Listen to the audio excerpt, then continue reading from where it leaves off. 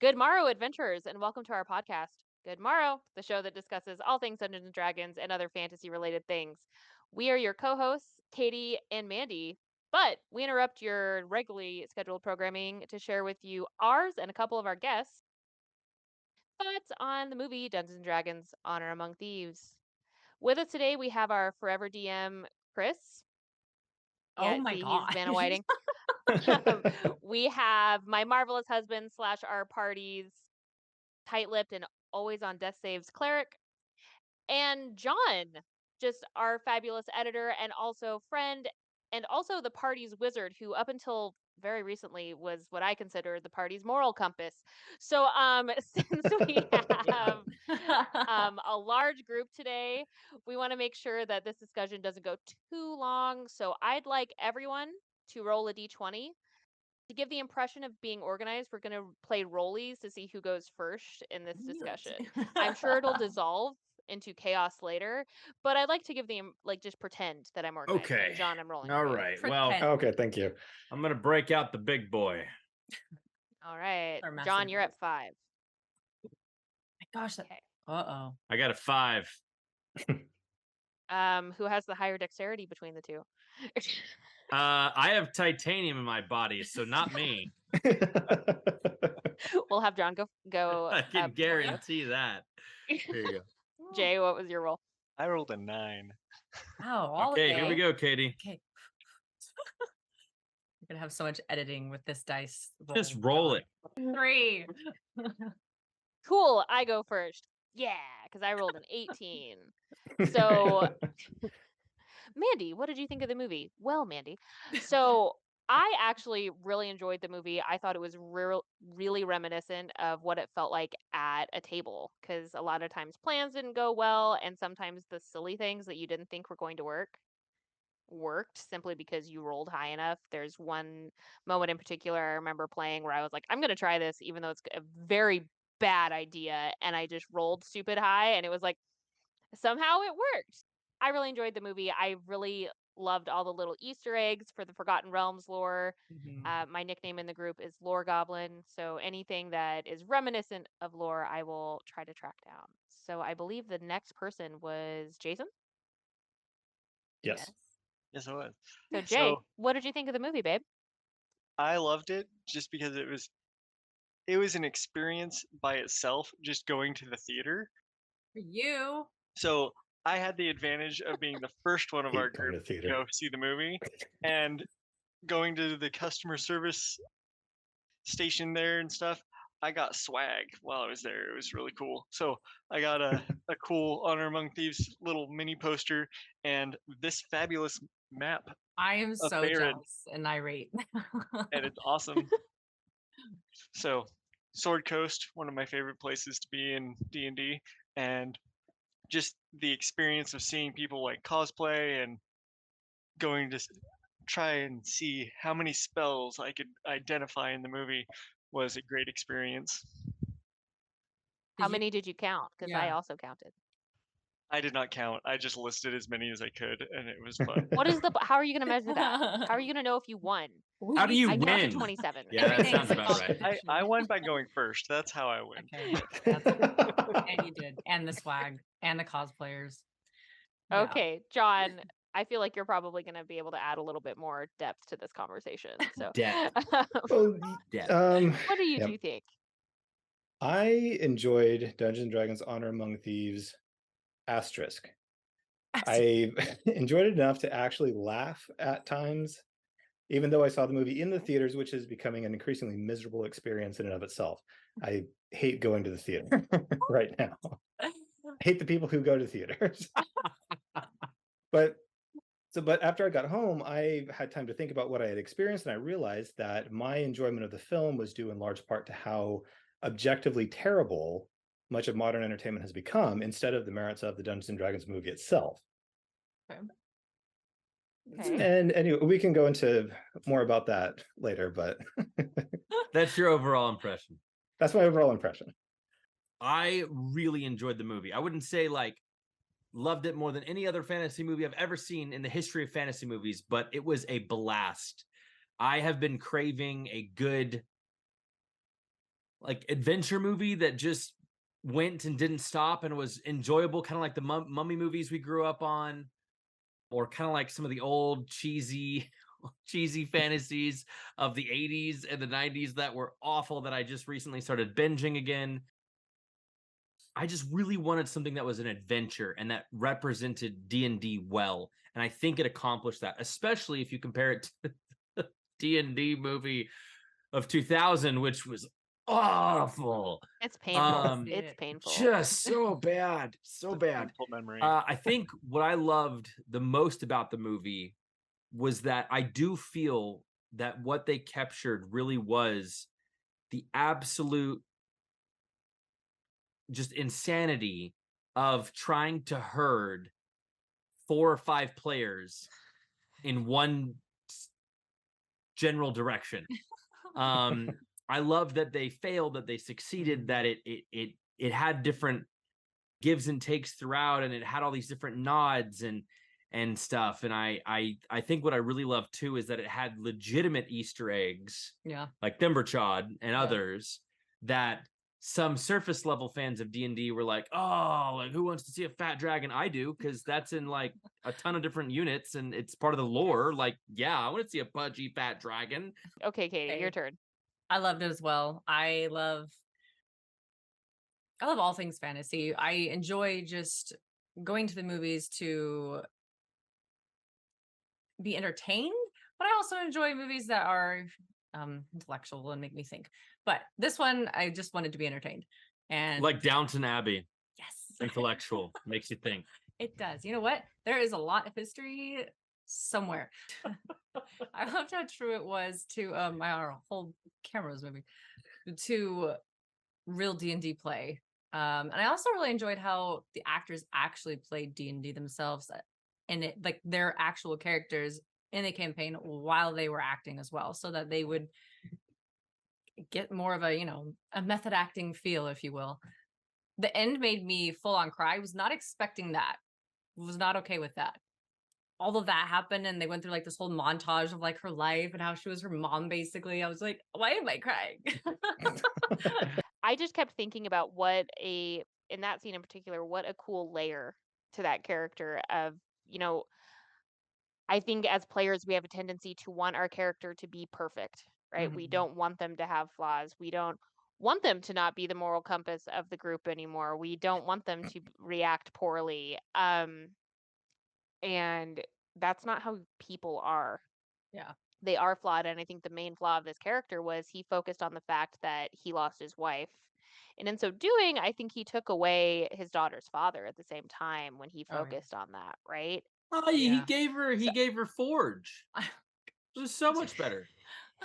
Yeah. I mean, she was like the princess of Neverwinter for like 2 years. So, I mean, Silver lining and all gives that. and takes. Yes. Silver lining. I don't know. I'm just, I think to me it demonstrated you can create characters that are both interesting and flawed and play that in D&D. And it was fun for me at least to see it on screen, where to me that was a very obvious flaw very quickly, right? Like So you are focusing on too much. Yeah. What if each of you could go around, I'm interested to know what part of the movie was your least favorite part. We've talked about some fun scenes. Oh no, John. What was your least favorite part of the movie? Sean's like, hold on. I know. Let me get down to my list. Let me get my notes. The largest problem I have with this movie is that it turns something with such a rich and interesting history with beloved lore into something so generic and beige.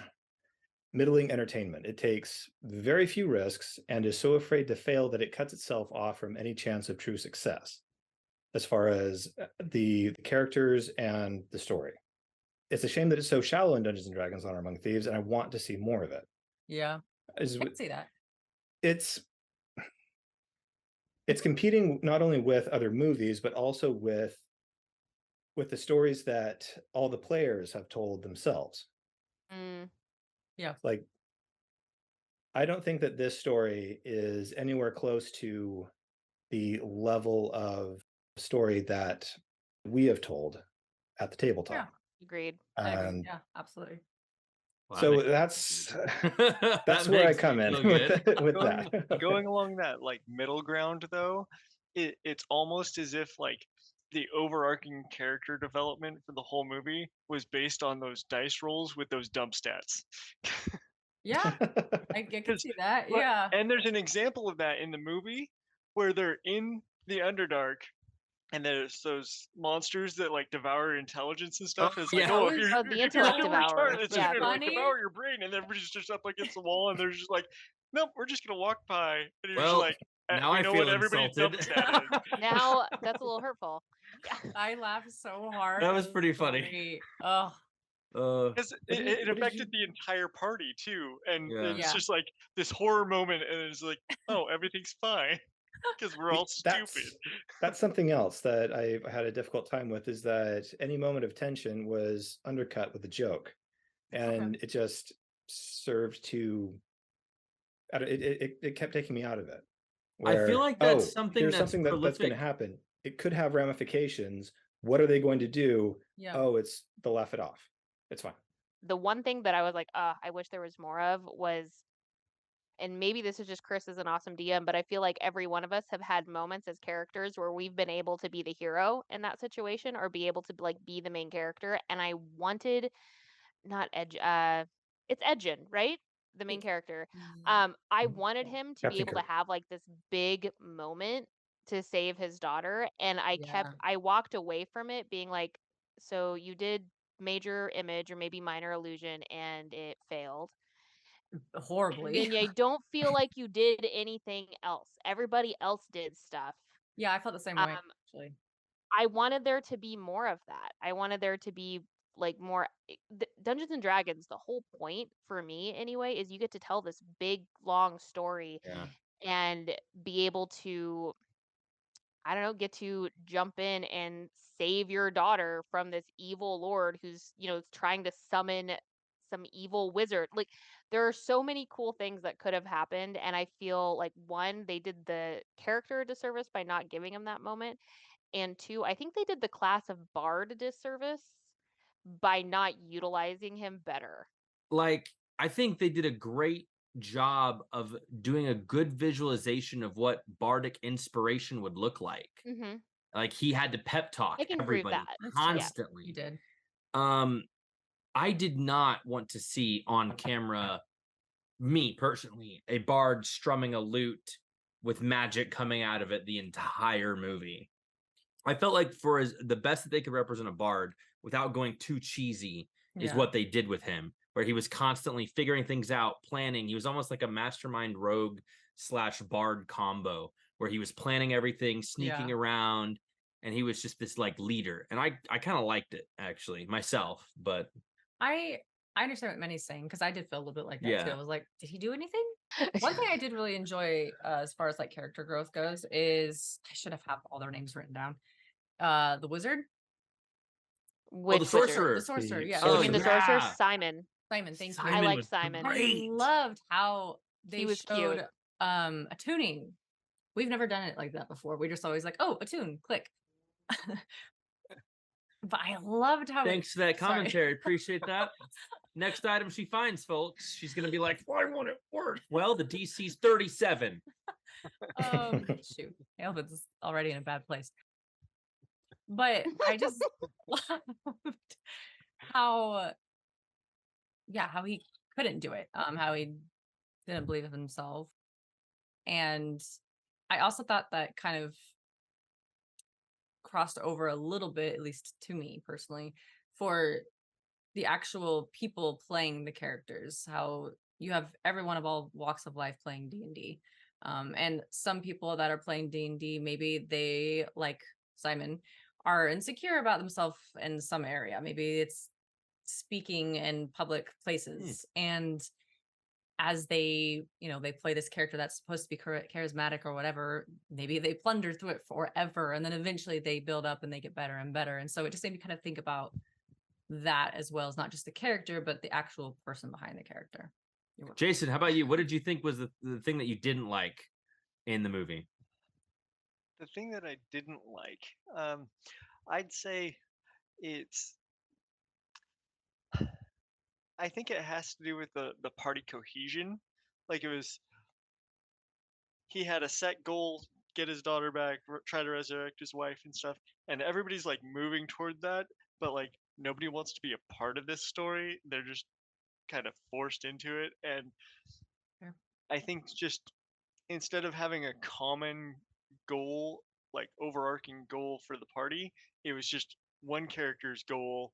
Everybody else was just kind of along for the ride. But it didn't feel like they had the necessary like come together as a party moment that was really solid on the screen for Mhm. me. And so like there's this overarching story and everybody's going along for the ride, but they're not like an actual party. Individuals doing individual things together. Yes. Yeah, Exactly. they're parallel playing, We love the game. We spend hours of our life playing this game together. Yeah. And that unity and camaraderie, definitely they didn't want to turn against them. So the more I think about your comment, the more I'm like, yeah, I think you're right. They didn't take a lot of risks. They played it safe, which I think is also why it succeeded, because they did play it safe, and so they kind of appeased everyone. They kind of pleased everyone just enough, right? Mhm. I don't know about that, but You don't think they pleased everyone just enough? no, I don't.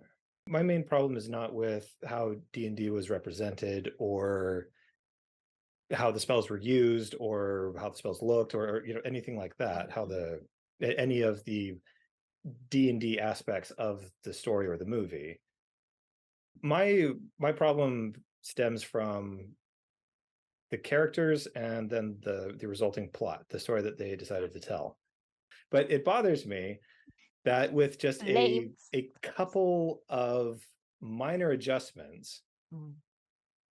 the writers could have focused on loss and parenthood, trust and betrayal, greed and sacrifice, and made all of that compelling. All of those elements were in the film, right? But it could have been made all the more compelling if it was focused through the perspectives of Captain Kirk and Hugh Grant, where the story would resolve upon the conclusion of their personal battle. It's the strongest dynamic of hero and villain that the story has going for itself, but it takes a back seat to evil wizards being evil, which is very generic. Like they're trying to create zombie armies and conquer because they're evil. That's And true. that's what evil wizards do, I guess. It's There's a book very written about it. generic How and to be evil. imaginative. But it distracts from the much more Step one, meaningful and personal zombies. story between Captain Kirk and Hugh Grant.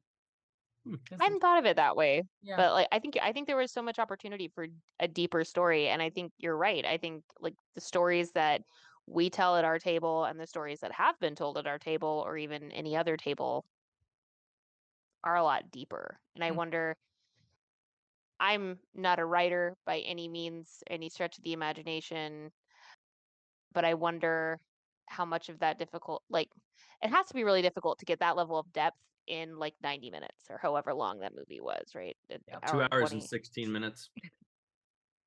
This has been a really good discussion, but I actually want to like change gears just a little bit because I have a question for y'all. So, what impact, if any, do you think this is going to have on the D&D community or has had? My optimism. I think it will bring more people in to playing D&D. I think seeing that it's done well, I haven't done like, crunched numbers or anything. I've heard some people say they're doing really well, and other people say they like barely No, it did well at the box office. it did, but I've like with how much they spent, like I've heard that they like barely made even or whatever.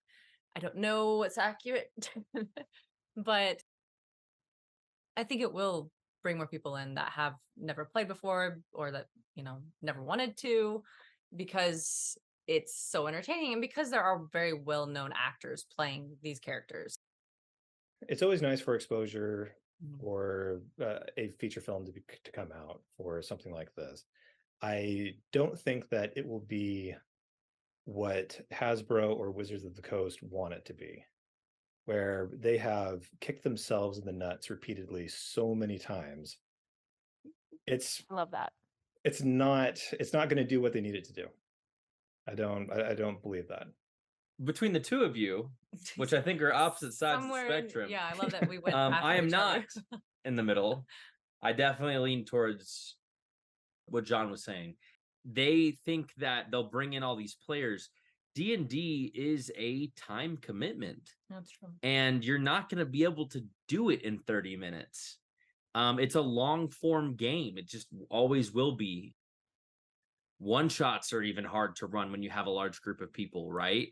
Just to get through in one evening. I don't think it's going to bring in as many players. I think it'll bring more fans to the genre. And so they're going to have to diversify what they do to capture those fans.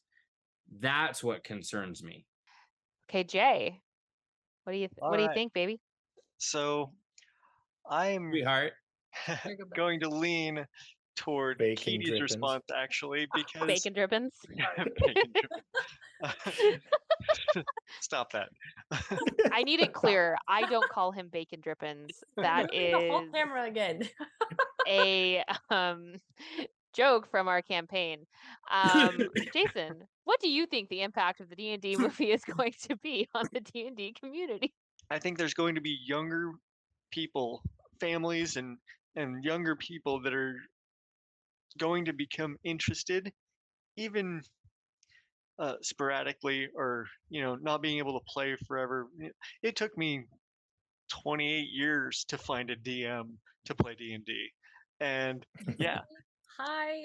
because I had an interest a long time ago when I was younger, but I just was never around anybody that could or would invite me to Yeah. the table. Yeah.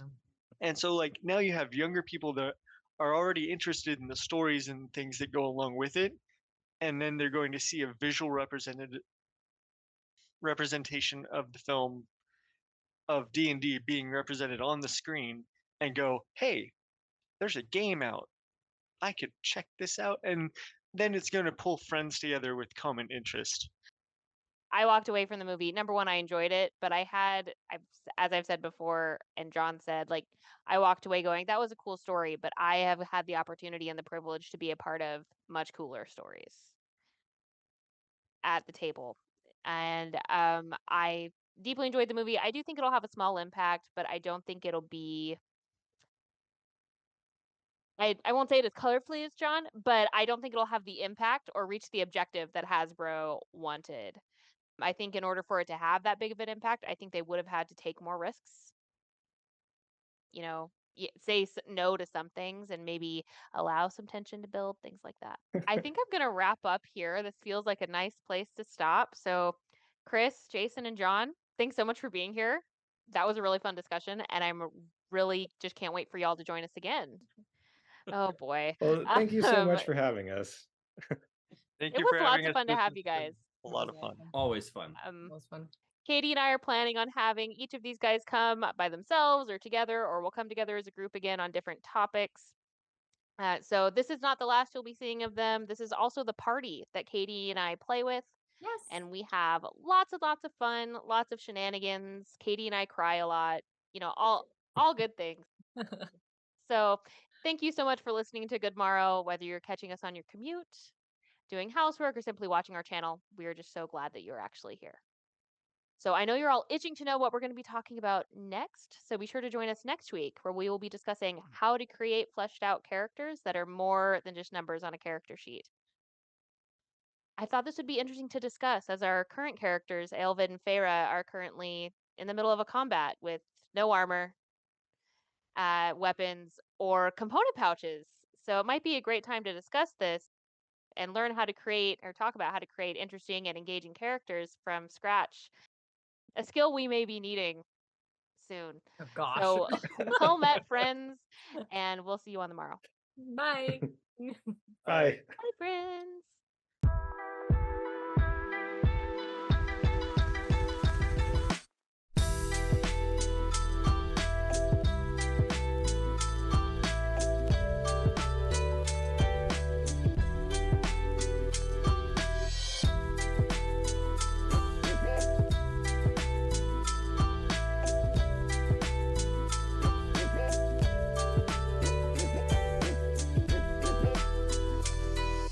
So long, and thanks for all the fish.